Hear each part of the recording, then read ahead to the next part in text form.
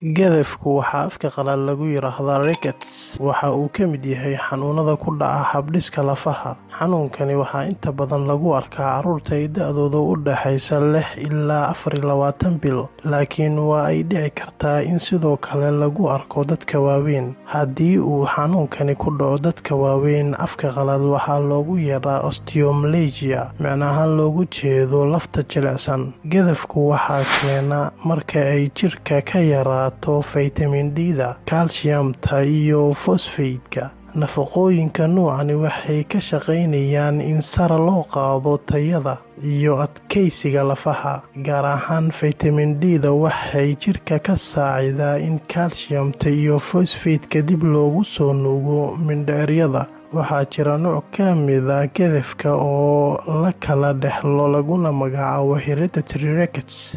Faytamiin D-du waxaa laga heli karaa cunnooyinka sida caanaha, beeda, kalluunka, cadceedda. Dadka qaar ayaa aaminsan in cadceeddu laftigeeda faytamiin D-da laga helo, laakiin sax ma ahan waxay unugyada maqaarka ka saacidaa in ay dhaqaajiyaan faytamiin D-da lagu kaydiyay maqaarka. Waxa uu nuglaan karaa sida carruurta dhiciska ah, dadka dhaqaalaha ku yar, dadka ku nool deegaanada cadceeddu ku yar tahay, dadka madooban, waayo waxaa la tilmaamaa in ay dadkani ku yar tahay falcelinta cadceedda. Calaamadaha lagu garto gadafka waxaa ka mid ah xanuun laga dareemo lafaha, gaar ahaan kuwa saameeya gacmaha, lugaha iyo lafdhabarka, korriin istaag, lafo jajab, murqo xanuun, soo bixitaanka ilkaha oo dib u dhaca, lugaha in ay noqdaan sida qaansada bow legs. Haddii aad ugu shakido calaamadahan carruurtaada mise qof kale, fadlan la xiriir dhakhtarkaaga mise dhakhtarka kuugu dhow si aad ugu hesho talooyinka iyo daawooyinka ku habboon. Gadafka waxaa looga hortagi karaa iyadoo la